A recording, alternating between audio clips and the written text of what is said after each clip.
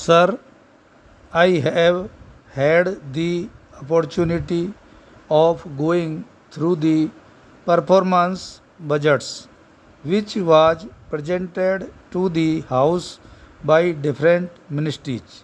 Stop. May I request the Finance Minister kindly to go through at least one performance budget.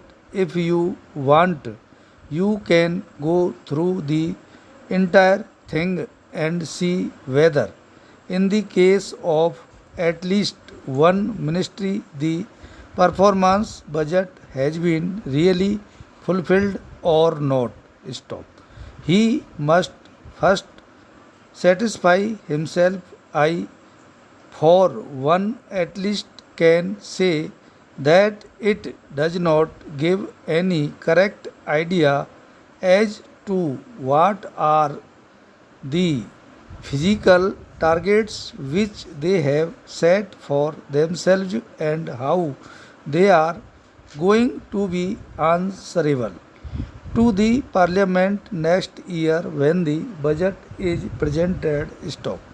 If we have to compare the performance budget of next year with last year's budget, the members of parliament should be in a position to find out as to whether they have been able to achieve the targets that they have set for themselves, and if they have not, they should find out which department has failed, where the things have gone wrong. Stop. At least we should be able to find out these things. Stop para. Sir, the third point which we may bring to the notice of Honorable Finance Minister as a matter of abundant precaution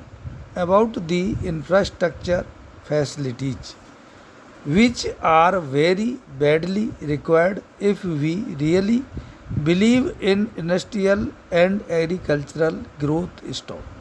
Here the state electricity boards, the coal ministry and the railway ministry have a coordination committee. Stop. But at the same time, greater attention will have to be paid to see that our production does not suffer because of the infrastructural facilities which are not coming up to the mark. Stop. That is the only apprehension left. Stop. If we are able to fulfill this expectation, if electricity becomes available to all the industries which are either there or which are newly set up, agriculturists should also get power, which is very badly required. I am sure the production oriented budget which the Honorable Finance Minister presented to the House will be completely fulfilled and there should be no difficulty about it. Stop. One or two more points which I have to bring to the notice of this House are about the incentives which in fact are very badly required in the agricultural sector. Stop. It is not sufficient to give incentives only for the growth of industry. These are also essential for the agricultural sector which has been requiring also. Stop.